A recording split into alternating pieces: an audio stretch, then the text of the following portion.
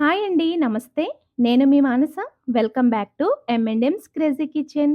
ఈరోజు మన కిచెన్‌లో రెగ్యులర్ ఇడ్లీ బోర్ కొడితే ఇలా కొబ్బరితో కమ్మగా మృదువైన ఇడ్లీ చేసి పెట్టండి. ఒకటికి 2 తింటారు. అంత టేస్టీగా ఉంటాయి. వీటిని ఏ చట్నీతో అయినా, కారప్పొడితో అయినా కూడా సర్వ్ చేసుకోవచ్చు. సో, లేట్ చేయకుండా ఈ కొబ్బరి ఇడ్లీ ఎలా చేసుకోవాలో చూసేద్దాం రండి. దీనికోసం ముందుగా ఒక బౌల్ తీసుకొని 2 కప్పుల వరకు ఇడ్లీ రవ్వ వేసుకోండి. దీన్ని ఒక 3 టైమ్స్ శుభ్రంగా వాష్ చేసేసి, తగినన్ని నీళ్లు పోసుకొని, ఒక గంట పాటు నానబెట్టుకోండి. ఇప్పుడు ఇంకొక బౌల్ తీసుకొని, రవ్వ తీసుకున్న కప్‌తోనే 1 కప్ వరకు అటుకులు వేసుకొని, వీటిని కూడా శుభ్రంగా ఒక 3 సార్లు కడిగేసి, ఆ పైన కొద్దిగా నీళ్లు పోసుకొని, అటుకుల్ని కూడా ఒక గంట పాటు నానబెట్టేసుకోండి. ఇప్పుడు పచ్చి కొబ్బరి తీసుకొని పీసెస్‌లాగా కట్ చేసుకొని, దీని పైన ఉండే ఈ బ్లాక్ లేయర్ అంతా కూడా నైఫ్‌తో గానీ, పీలర్‌తో గానీ కట్ చేసేసుకోండి. మొత్తం అన్ని పీసెస్ పైన లేయర్ తీసేసిన తర్వాత ఇలా సన్నగా తురిమేసుకోండి. ఒకవేళ మీరు తురమలేకపోతే చిన్న పీసెస్‌లా కట్ చేసి మిక్సీలో పల్స్ మీద బ్లెండ్ చేసేసుకోండి. ఇప్పుడు ఒక మిక్సీ జార్ తీసుకొని మనం ఇడ్లీ రవ్వ, అటుకులు కొలుచుకున్న కప్‌తోనే 1 కప్ వరకు కొబ్బరి తురుము వేసుకోండి. అలాగే నానబెట్టిన అటుకుల్లోని నీళ్ళన్నీ వంపేసి అటుకుల్ని కూడా వేసేసుకోండి.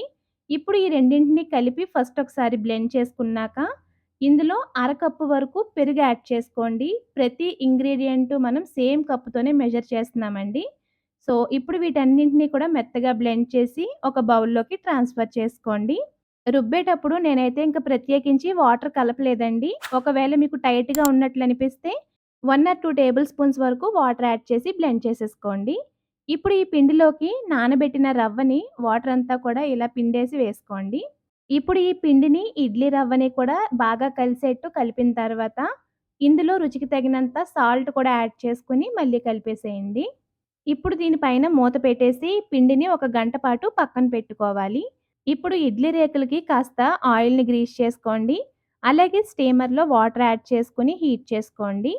దీనితో పాటుగా ఇప్పటివరకు మన ఛానల్‌లో అప్‌లోడ్ చేసిన ఇన్‌స్టాంట్ బ్రేక్‌ఫాస్ట్ రెసిపీ లింక్స్ కూడా కింద డిస్క్రిప్షన్‌లో ఇస్తాను.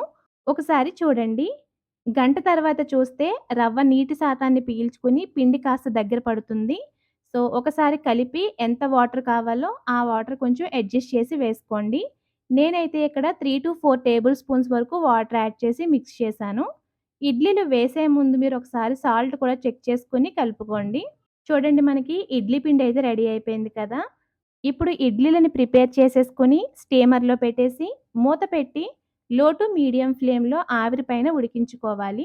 10, 15 నిమిషాల కల్లా మనకి ఇడ్లీలైతే రెడీ అయిపోతాయండి. ఒకసారి మూత తీసి టూత్ పిక్‌తో గానీ, నైఫ్‌తో గానీ గుచ్చి చూడండి. అవి నీట్‌గా వచ్చేస్తే కంప్లీట్‌గా ఉడికిపోయినట్టే కదా! ఇప్పుడు ఇడ్లీ ప్లేట్‌ని పక్కన పెట్టి ఒక 2 నిమిషాల పాటు చల్లారిన తర్వాత తీశారంటే ఇడ్లీలు చక్కగా ఎక్కడ కూడా షేప్ ఔట్ అవ్వకుండా పర్ఫెక్ట్‌గా వచ్చేస్తాయి. చూడండి, ఇడ్లీలైతే ఎంత సాఫ్ట్‌గా ఉన్నాయో.